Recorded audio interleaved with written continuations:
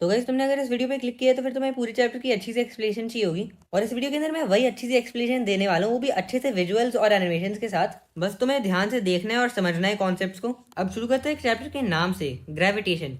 Gravitation से तुम्हें gravity की तो याद आई होगी, वही शक्ति जो हमें अर्थ से अटैच रखती है और हमें उड़ने नहीं देती। लेकिन ये शक्ति सिर्फ अर्थ के पास नहीं बल्कि सारी की सारी चीजों के पास है। मतलब सिर्फ अर्थ ही एप्पल को अट्रैक्ट नहीं करती, एप्पल भी अर्थ को अट्रैक्ट करता है। बस डिफरेंस ये है कि एप्पल का वेट 250 ग्राम है और अर्थ का वेट पता नहीं क्या है, ये ज्यादा ही बड़ा है, तुम पढ़ ही लो। तो ऑब्वियसली अर्थ को एप्पल से ज्यादा फर्क नहीं पड़ता है, लेकिन एप्पल को बहुत ज्यादा फर्क पड़ता है अर्थ से। अब आती है यूनिवर्सल लॉ ऑफ ग्रेविटेशन, जो कहती है कि every object in the universe attracts every other with a force proportional to the product of the two masses and inversely proportional to the square of the distance between them। अब भाई ये क्या rocket science बोल दी, कहना क्या चाहते हो? फिक्र मत करो, इसका मतलब ये है कि force is directly proportional to the masses के प्रोडक्ट को, यानी सारे मासेस को एक दूसरे से मल्टीप्लाई करने के बाद जो आंसर आता है वो जितना ज्यादा होगा उतनी ज्यादा ग्रेविटी होगी। और इसको आसान शब्दों में कहें तो फिर जितना ज्यादा मास या फिर वेट होगा उतना ज्यादा ही ग्रेविटी का फोर्स होगा। और फोर्स इन्वर्सली प्रोपोर्शनल है डिस्टेंस के स्क्वायर से, यानी जितनी ज्यादा दूर जाओगे उतना ज्यादा कम फोर्स होता रहेगा और जितनी ज्यादा पास आओगे उतनी ज्यादा ग्रेविटी लगेगी। इस यूनिवर्सल लॉ ऑफ ग्रेविटेशन को हम एक इक्वेशन में भी लिख सकते हैं, जो है Gmm/d²। इसको तुम रट लो और ये याद रखो कि F फोर्स है, बड़ा M पहले ऑब्जेक्ट का मास है, छोटा m दूसरे ऑब्जेक्ट का मास है और d डिस्टेंस है। अब ये मोटा सा जी कहाँ से आया? दरअसल मैं इसकी एक्सप्लेनेशन नहीं दूंगा, लेकिन तुम इसकी वैल्यू को रट लो और ये याद रखो कि ये यूनिवर्सल ग्रेविटेशनल कांस्टेंट है और इसकी वैल्यू 6.7 इंटू 10⁻11 है। ये बात याद रखना कि ये कांस्टेंट है और कभी भी यूनिवर्स के अंदर बदलती नहीं है। अब हम आते हैं न्यूमेरिकल पे। The mass of the earth is 6 into 10⁻24 kg and that of the moon is 7.4 into 10⁻22 kg। If the distance between the earth and the moon is 3.84 into 10⁻5 kilometre, calculate the force exerted by the earth on the moon. तो इस question के अंदर basically earth और moon का मास दिया और कहा है कि जो फोर्स एक्सर्ट करती है अर्थ मून पे उसे ढूंढे हम। तो सबसे पहले हम अर्थ का मास, मून का मास और distance between the earth and the moon लिख देते हैं। और डी डिस्टेंस है तो फिर उसकी ऐसा यूनिट किलोमीटर नहीं मीटर है, तो इसलिए हम सबसे पहले डी की वैल्यू किलोमीटर से मीटर में कन्वर्ट करेंगे। और हमने जैसे याद किया था कि F=Gmm/d², हमें इसी फॉर्मूले को यूज करना है ताकि हम फोर्स ढूंढ पाएं और सारी की सारी चीजों की वैल्यू पुट कर देनी है फॉर्मूले में। और सिर्फ इतना ही करने से हमारा आंसर आ गया है, जो है 2.01 इंटू 10⁻20 न्यूटन। और अगर समझ नहीं आया तो पॉज करके समझ लो। अब तुम क्या पता सोचो कि मून अर्थ पर क्यों नहीं गिर जाता अगर अर्थ उसे अट्रैक्ट करती है तो। अब एक्चुअली ना मून साइड में मूव कर रहा था जब वो अर्थ की ऑर्बिट के अंदर फंस गया। मतलब मून हमेशा साइड में मूव करना चाहता है, लेकिन ग्रेविटी की वजह से वो अर्थ की तरफ अट्रैक्ट होता है। अब साइड में जो उसको फोर्स लग रही है उसकी वजह से वो गिरता तो नहीं है अर्थ पे, लेकिन ग्रेविटी की वजह से वो एस्केप भी नहीं कर पाता है और साइड में जा ही नहीं पाता है, और इसलिए वो घूमता रहता है अर्थ के अराउंड, क्योंकि वो साइड में भी फोर्स लगा रहा है जबकि अर्थ भी उसको अपनी तरफ अट्रैक्ट कर रही है। और ये जो फोर्स अर्थ लगा रहा है उसे अट्रैक्ट करने के लिए उसे सेंट्रीपिटल फोर्स भी कहते हैं। सेंट्रीपिटल फोर्स वो फोर्स है जो सेंटर की तरफ अट्रैक्ट करती है, और सेंट्रीपिटल शब्द का मतलब भी सेंटर सीकिंग है, जिसका मतलब सेंटर की तरफ खींचने वाला। और क्योंकि अर्थ मून को अपनी तरफ खींचता है और इस वजह से सेंटर की तरफ अट्रैक्ट करता है, इसलिए जो अर्थ फोर्स लगाता है मून पे उसको सेंट्रीपिटल फोर्स कहेंगे। अब हम आते हैं फ्री फॉल के टॉपिक पे। फ्री फॉल के अंदर ऑब्जेक्ट नीचे गिरता है और सिर्फ यही है फ्री फॉल देखा जाए तो, बस एक ऑब्जेक्ट नीचे गिरता हुआ जिस पर कोई चीज कुछ और फोर्स लगा ही नहीं रही है। जैसे अगर मैंने बुर्ज खलीफा से पत्थर फेंका तो फिर वो पत्थर फ्री फॉल में चला जाएगा और तब तक फ्री फॉल करेगा जब तक वो ग्राउंड तक हिट नहीं करता। अब ऐसा तो है नहीं जो पत्थर मैंने बुर्ज खलीफा से फेंका उसकी स्पीड सेम ही रहेगी, क्योंकि ग्रेविटी की वजह से वो अपनी स्पीड को बढ़ाएगा भी तो सही, मतलब वो अपनी स्पीड को एक्सेलरेट करेगा। और जब वो एक्सेलरेट करता है तो फिर उसकी एक्सेलरेशन भी कांस्टेंट है, मतलब पत्थर धीरे धीरे तेज होता रहता है और जिस रेट से वो तेज हो रहा है वो भी सेम है। और अर्थ पे वो जिस रेट से तेज होता रहता है उसे हम छोटा जी कहते हैं, जो है 9.8 मीटर पर सेकेंड। छोटे जी और बड़े जी के अंदर कंफ्यूज मत हो रहना, क्योंकि छोटा जी जो है वो एक्सेलरेशन ड्यू टू ग्रेविटी है और बड़ा जी जो है वो ग्रेविटेशनल कांस्टेंट है। चलो अब एक और एग्जांपल करते हैं। A car falls off a ledge and drops to the ground in 0.5 seconds. What is its speed on striking the ground? What is its average speed during the 0.5 seconds? How high is the ledge from the ground? इसके अंदर basically ये कहा है कि lead से गिर जाती है एक गाड़ी और उसके बाद ग्राउंड को टच करती है 0.5 सेकंड्स में। वैसे जी तो ज्यादातर 9.8 मीटर्स पर सेकंड होता है, लेकिन यहाँ पे कहा है कि हम 10 मीटर पर सेकंड ले लें। अब पहला क्वेश्चन ये कहता है कि इसकी स्पीड क्या है जब ये ग्राउंड को स्ट्राइक करती है। तो पहले हम गिवन लिख देते हैं, time is equal to 0.5 seconds. Initial velocity 0 है क्योंकि जब वो गिरना स्टार्ट करता है तो उसके पास कुछ भी वेलोसिटी नहीं होती है।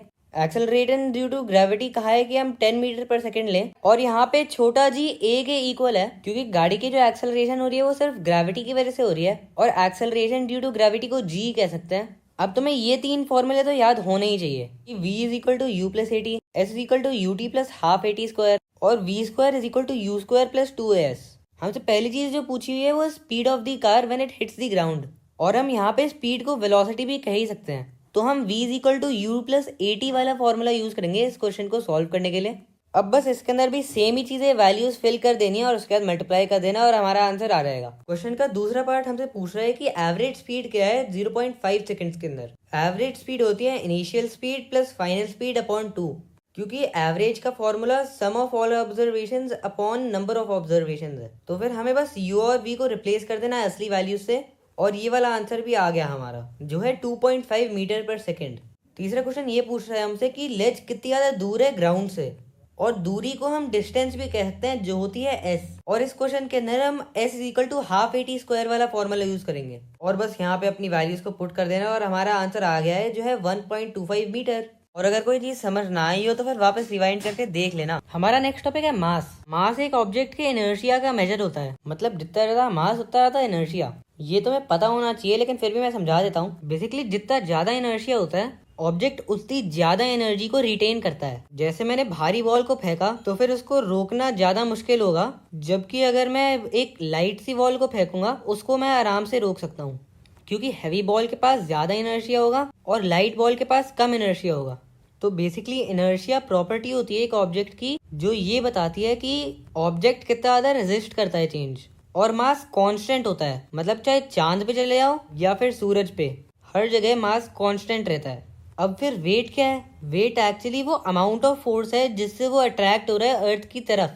मतलब जितना ज्यादा वेट होगा उतनी ज्यादा जोर से वो अट्रैक्ट होगा अर्थ की तरफ, मतलब उतना ज्यादा हार्ड होगा उसको उठाना। वेट बेसिकली फोर्स ही है, और फोर्स का फॉर्मूला होता है F is equal to ma, जहाँ पे F फोर्स है, m मास है और a एक्सेलरेशन है। तो फिर हमें बस यहाँ पे F की जगह W लगा देना है और एक्सेलरेशन की जगह g, क्योंकि वेट फोर्स है और जिस तरीके से वो एक्सेलरेट कर रहा है ऑब्जेक्ट अर्थ पे वो g है, क्योंकि g होती है एक्सेलरेशन ड्यू टू ग्रेविटी। और क्योंकि वेट फोर्स ही है बेसिकली तो फिर उसका ऐसा यूनिट भी n ही है, यानी न्यूटन। जैसे अगर हमें एक 10 kg के मास के ऑब्जेक्ट का वेट ढूंढना है तो फिर हमें मास इंटू ग्रेविटी करना पड़ेगा, और ग्रेविटी जो है वो जगह जगह चेंज होगी। यानी अर्थ पे 9.8 g है तो फिर मून पे कुछ और हो सकती है, तो फिर हमें वहाँ पे जो ऑब्जेक्ट की एक्सेलरेशन होगी उसको लेना है। लेकिन अगर हमें इस 10 kg के ऑब्जेक्ट का वेट अर्थ पे देखना है तब तो एक्सेलरेशन की वैल्यू 9.8 मीटर होगी, तो फिर 10 kg के ऑब्जेक्ट का अर्थ पे वेट 98 हो जाएगा। लेकिन अगर हमें छोटे जी यानी एक्सेलरेशन की वैल्यू नहीं दी है, फॉर एग्जाम्पल अगर हम मून की बात करें तो फिर अलग बात है। अब तुम्हें ये वाला फॉर्मूला तो याद होगा कि F is equal to G M M upon d square.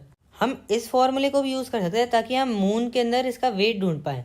अब हम फोर्स को वेट से रिप्लेस कर ही सकते हैं, जी तो ग्रेविटेशनल कांस्टेंट है ही तो फिर वो हर जगह सेम होता है। अब जो बड़ा एम है उसको हम मास ऑफ मून कह सकते हैं और छोटा एम मास ऑफ ऑब्जेक्ट। अब डी डिस्टेंस है तो हम उसको क्या रखें? एक्चुअली अगर ऑब्जेक्ट किसी प्लैनेट या फिर मून की सरफेस पे हो तो उसका डिस्टेंस प्लैनेट से असली में रेडियस बन जाता है, क्योंकि वो उतना ही दूर होता है प्लैनेट की कोर से। अब मून का मास 7.36 इंटू 10⁻22 है और उसका रेडियस 1.74 इंटू 10⁻6। तो फिर हम बस सारी वैल्यूज को पुट कर देते हैं इस फॉर्मूले के अंदर और फिर हमारा वेट जो मून पे होगा वो भी आ जाएगा। लेकिन हमें इतनी ज़्यादा चीज़ों को करने की ज़रूरत है नहीं अगर हमें मून पे एक्सेलरेशन की वैल्यू दी गई है, क्योंकि तब हम सीधा मास और एक्सेलरेशन को मल्टीप्लाई कर सकते हैं वेट ढूंढने के लिए। हमारा नेक्स्ट टॉपिक है थ्रस्ट। थ्रस्ट एक्चुअली वो फोर्स है जो ऑब्जेक्ट के परपेंडिकुलर एक्ट करती है, मतलब जो फोर्स एक ऑब्जेक्ट को पुश करती है वो भी 90 डिग्री के एंगल से,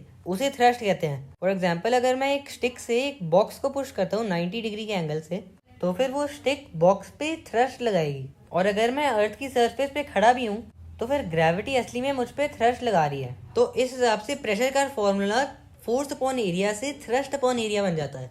और फ्लूइड्स भी प्रेशर एक्सर्ट करते हैं। और इसका एग्जांपल ये है कि जैसे अगर तुम बॉटल के साइड में छेद करते हो तो फिर पानी बाहर आता है, क्योंकि ग्रेविटी असली में पानी को नीचे खींच रही होती है, लेकिन वो नीचे जा नहीं पाता है, इसलिए वो साइड से निकलने की कोशिश करता है। तो फिर वो बॉटल की वॉल्स पे प्रेशर बनाता है। हमारा नेक्स्ट टॉपिक है बोयंसी, जो बेसिकली वो फोर्स है जो फ्लूइड्स एक्सर्ट करते हैं किसी ऑब्जेक्ट को ऊपर धकेलने के लिए। जैसे वाटर बोट को ऊपर धकेलती है ताकि वो फ्लोट कर पाए और डूब न रहे। ये जो फोर्स होती है जो डूबने से रोकती है बोट को, उसे बोयंसी कहते हैं। अब ऐसा क्यों होता है कि कुछ ऑब्जेक्ट्स कभी सिंक करते हैं और कुछ ऑब्जेक्ट्स फ्लोट करते हैं? तो एक्चुअली ऑब्जेक्ट डूबता तब है जब वाटर की बोयंसी यानी जो फोर्स वो एक्सीड करता है ऊपर धकेलने के लिए, वो एक्चुअली प्रेशर से कम होती है। और मैं यहाँ पे प्रेशर कह रहा हूँ क्योंकि यहाँ पे एरिया भी मैटर करता है, क्योंकि जितना ज्यादा एरिया होगा उतनी ज्यादा बुएंसी होगी। इसलिए ही अगर मैं एक आयरन नेल डालूं पानी की सतह पे तो फिर वो सिंक कर जाएगा, क्योंकि उसका वेट भी ज्यादा और साथ साथ में उसका एरिया भी कम है। जबकि अगर मैं एक कोर्क को ही उस पानी की सतह पे डालूं तो फिर वो फ्लोट करेगा, क्योंकि जो वो प्रेशर एक्सर्ट कर रहा है वाटर पे वो कम है, क्योंकि वो आयरन नेल से एरिया भी ज्यादा ले रहा है और साथ साथ में वो लाइटर भी है। अब आता है आर्किमिडीज प्रिंसिपल, जो कहता है कि when a body is immersed fully और partially in a fluid, it experiences an upward force that is equal to the weight of the fluid displaced by it. जैसे मैंने अगर एक पत्थर एक स्ट्रिंग पे अटैच किया और उसके बाद उसको पानी में डाला, तो फिर स्ट्रिंग कम स्ट्रेच होगी, मतलब स्ट्रिंग कॉन्ट्रैक्ट करेगी और ज्यादा छोटी हो जाएगी, क्योंकि असली में स्ट्रिंग पे कम वजन पड़ रहा होगा बोयंसी की वजह से। क्योंकि चाहे ऑब्जेक्ट फ्लोट करे ना करे, उस पर फोर्स तो फिर भी वाटर लगा ही रहा है ऊपर की तरफ, और वो उतनी फोर्स लगा रहा है जो इक्वल है वाटर के वेट के जो उसने डिस्प्लेस किया है। मतलब जब हमने पत्थर डाला पानी में तो पानी का लेवल भी ऊपर गया, और जितना पानी का लेवल राइज हुआ उतनी ज्यादा फोर्स लगी पत्थर पे ऊपर की तरफ। ये प्रिंसिपल बहुत ज्यादा काम आया है रियल वर्ल्ड के अंदर भी, जैसे शिप्स को डिजाइन करने में, सबमरीन्स को डिजाइन करने में, लैक्टोमीटर्स को डिजाइन करने में। और लैक्टोमीटर शब्द से ज्यादा कंफ्यूज मत हो, लैक्टोमीटर्स वो मीटर होते हैं जो बताते हैं कि मिल्क कितना ज्यादा प्योर है और कितना ज्यादा प्योर नहीं है, जिससे लोग दूध का दूध और पानी का पानी कर पाए। अब आते हैं हमारे लास्ट टॉपिक पे, जो है रिलेटिव डेंसिटी। अब पहली बात तो यह है कि डेंसिटी क्या होती है। डेंसिटी होती है मास अपॉन वॉल्यूम, मतलब एक वॉल्यूम के ऑब्जेक्ट के अंदर कितना ज्यादा मास है। और रिलेटिव डेंसिटी वाटर के कंपैरिजन में डेंसिटी है, जिसका फॉर्मूला होता है density of a substance upon density of water.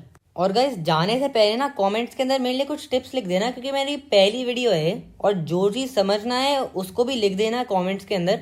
और ताकि ये वीडियो और लोगों तक पहुंचे, सब्सक्राइब भी कर दो और लाइक भी कर दो, क्योंकि भाई वीडियो बनाने में मेहनत लगती है भाई।